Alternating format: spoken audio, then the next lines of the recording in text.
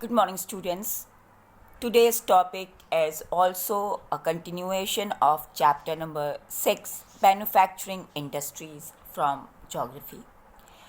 And today's topic is Mineral Based Industry, in which today I will discuss with you 5 topics which is related to different types of industries, in which number 1 is iron and steel industry, number 2 is aluminium smelting industry, number 3 is chemical industries, and number 4 is fertilizer industry, and number 5 is cement industry.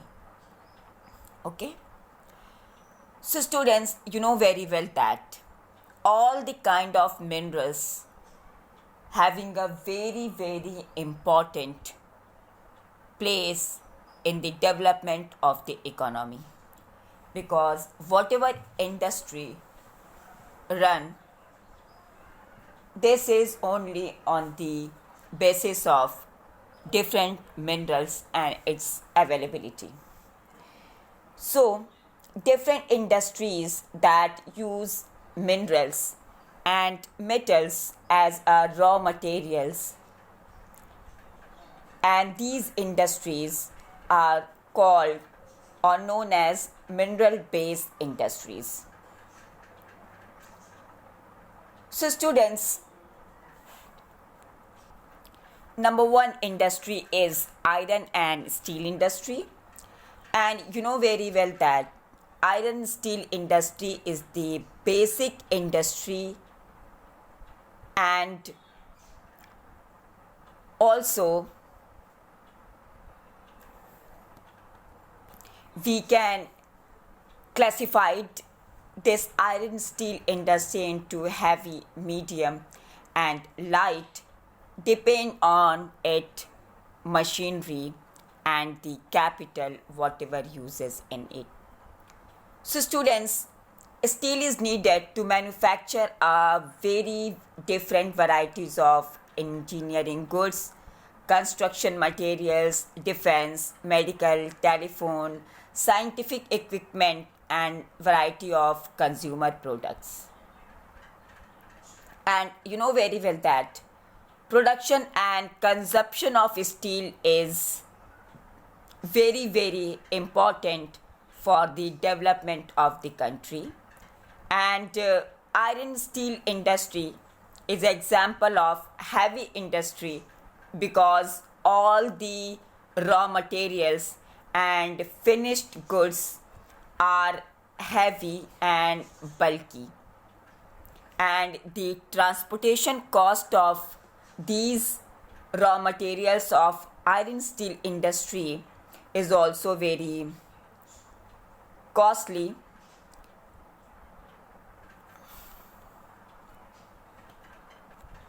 And to make steel, iron ore, coking coal and limestone are required in the ratio of approximately 4:2:1, and also some quantities of manganese required to harden the steel. And students, you know very well that these heavy and bulky products industries are mainly located in those areas where there is finished products needed by the people, and transportation cost is also low, and also all the infrastructure is available for the transportation of goods and services from one place to another place. And also this industry is mainly located near to the main markets. All right, so students, near about 32.8 million tons of steel production in India, and having 9th rank among all over the world in the crude steel production. And India is the largest producer of sponge iron, and also a large quantity of production of steel is produced by industries, and our per capita consumption of iron and steel is per annum 32 kilogram. All right, it means whatever steel used by the people in all over the India, the average per annum is 32 kilogram per person. All right, so students, in India there are 10 primary, integrated and many mini steel plants. Okay, and all public sector undertaking market their steel through Steel Authority of India Limited, which is also known as SAIL, and TISCO or Tata Iron Steel Company markets it produced through Tata Steel. Okay, and in the 1950s, China and India produced almost the same quantity of steel, but nowadays China is the largest producer in all over the world and also largest consumer of steel. And in 2004, India was the largest exporter of steel, accounted 2.25% of the global steel trade. Understood? And you know very well that in our India, Chota Nagpur Plateau regions has the maximum concentration of iron steel industry, and it is developed in the areas of Chota Nagpur Plateau because the advantages and also for the development of industry. And students, as I told you in my previous explanation, that mostly industries are open or established by the owners where there all the availability of materials available to feed the company needs. Okay, and these include like low cost of iron ore, high grade raw materials, cheap labor, and vast growth and consumer also for the home market available over there. And nowadays India is an important iron steel producing country in the world, but sadly we are not able or ready to perform to our full potential as we can, because here is some disadvantages. Number one is high cost and limited availability of cooking coal, and number two is lower productivity of labor. It means our labor is not skilled as much as companies required, which are totally mechanical and technological. Okay, point number three is main problem of India, like irregular supply of energy and very poor infrastructure or roadways and railways, not adequate and proper and not well constructed. That's why the movement of goods and services and late transportation is responsible. But students, due to complete our needs and requirement, India also imported good quality of steel from other countries of the world, and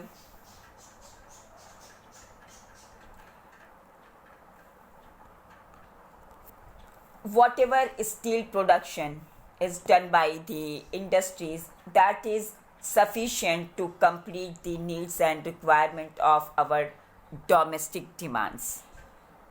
All right. But before some year ago, due to the arrival of many multinational companies and due to the policy of liberalization and FDI, or due to the foreign direct investment, have given a boost or good development to the industry,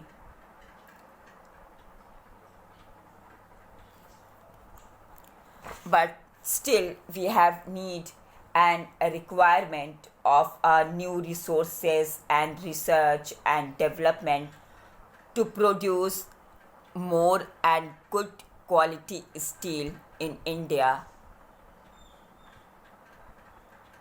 Then we can compete in the international market with other countries of the world. Okay. After that, your next topic is aluminum smelting industry. So after iron steel industry, aluminum smelting steel company or industry is the second most important metallurgical industry in India.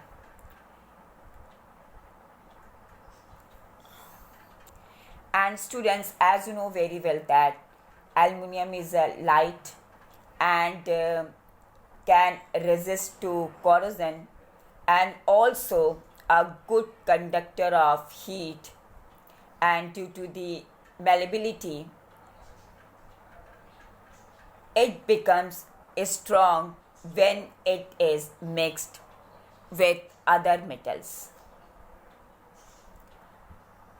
So students, you know very well that aluminum is used to manufacture aircraft, utensils and wires also, and it is also very popular.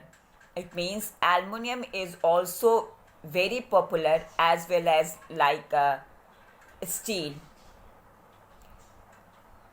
And after steel and aluminum, copper, zinc and lead, also a number of industries which we can see in our India.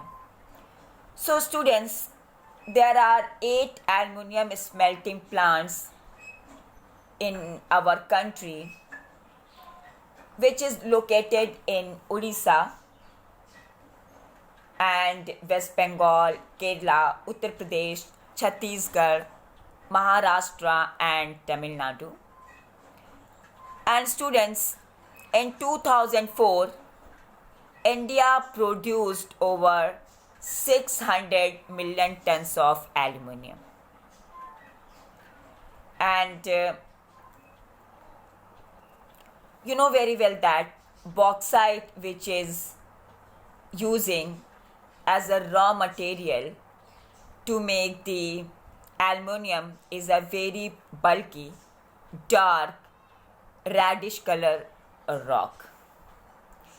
And for the aluminum smelting industry, some reasons are responsible, which is creating disadvantages for the aluminum smelting industries, like regular supply of electricity is not available, and the raw material and its transportation are also very bulky and costly. So, most industry of the country like aluminum smelting industries located mainly in those places of India where there is regular supply of electricity and the raw material available at minimum cost. Understood? After that, your next is chemical industries. So after steel and aluminum, chemical industry in India is fast growing industry, and chemical industry contribute near about 3% of the GDP, and it is the third largest in Asia and occupies the 12th place in the world in terms of its size. It means chemical industry of India working at a very large scale. And chemical industry also comprises or having both large and small manufacturing units. And due to the demand of organic and inorganic products to use or to make some products, the chemical industry is growing very rapidly. And inorganic products like sulfuric acid, which is using for the manufacturization of fertilizers and synthetic fibers, plastic, adhesives, paints, dye, etc. And after that, nitric acid, alkali soda ash used for the making glass, soap and detergent powder and paper also, and caustic soda also. That's why this industry of India is growing very fast. And after that, whatever organic products made by the chemical industries, which is containing petrochemicals, and petrochemicals are used for the manufacturization of synthetic fiber, synthetic rubber, plastic, dye, drugs and other pharmaceutical basis products. Alright, and organic chemical plants are located near those places where the oil refineries or petrochemical plants are near. Okay? And as you know very well that I told you above that chemical industries produced organic and inorganic material. That's why these industries having a largest consumer in India also. And you know very well that all the inorganic and organic materials which are used for industry and also for agriculture purpose to complete the needs and requirement. Understood?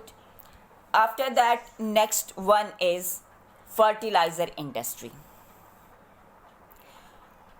So you know very well that due to the green revolution and artificial techniques and artificial fertilizers used by the farmers in the agriculture field to grow more and more better and healthy crops, fertilizer industry also growing very rapidly in all over the India.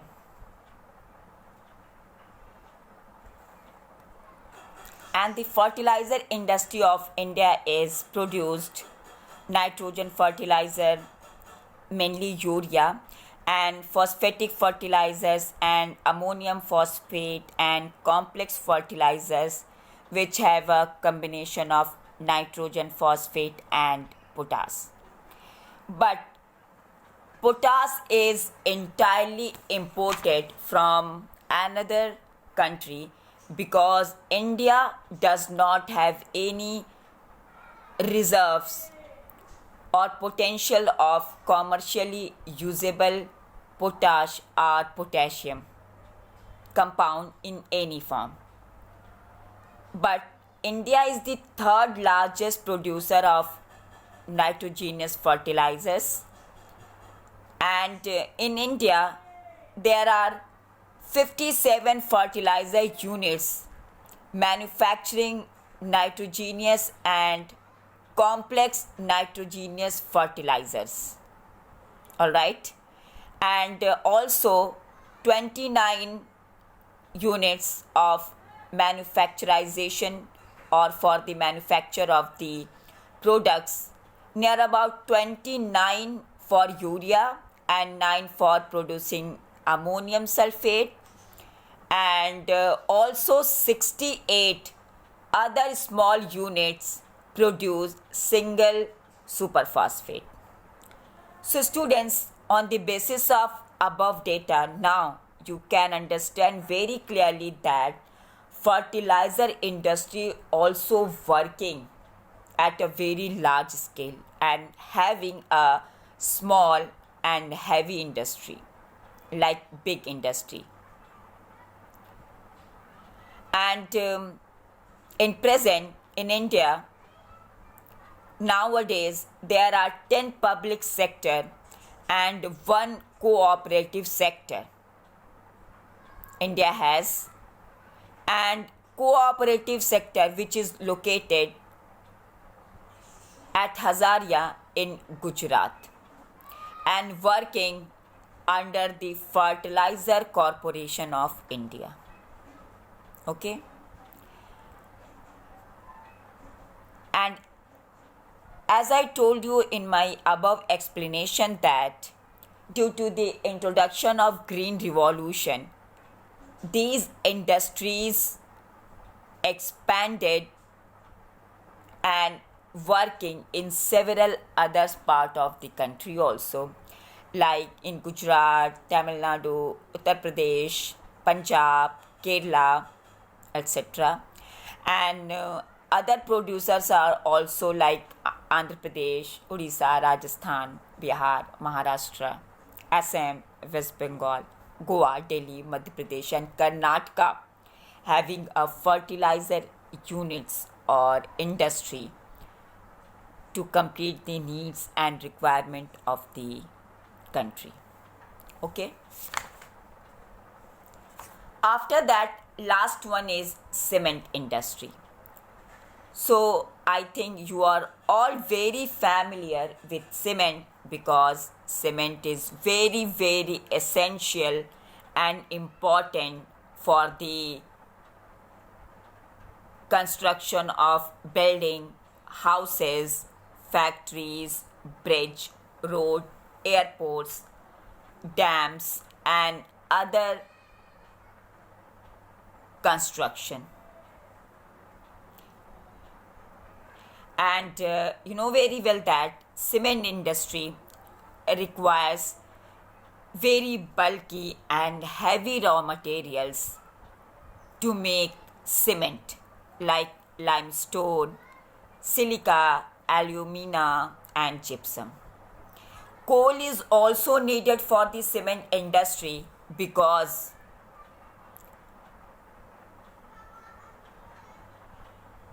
coal is required for the production of energy and also for the smelting and making of these materials and into change cement.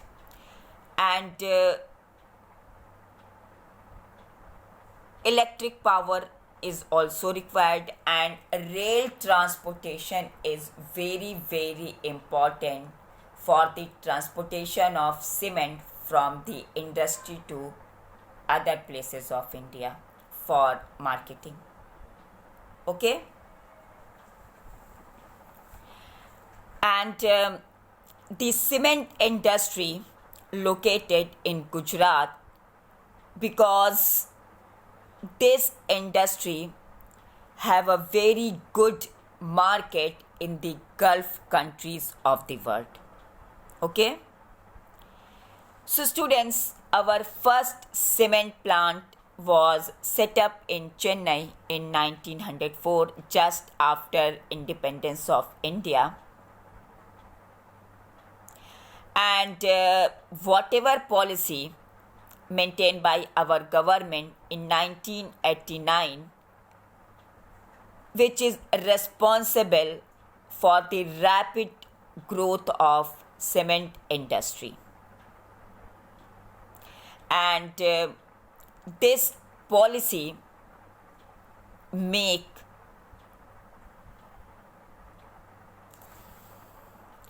more strong, and whatever policies made by our government, that all responsible for the rapid increase of technology and its capacity and the process of production. So finally, in our India, near about 128 large plants and 332 mini cement plants is established, and India produces a variety of cement. And as I told you, India produces a very good quality of cement. That's why our Indian cement has a very large market in East Asia, Middle East, Africa, and South Asian countries of the world.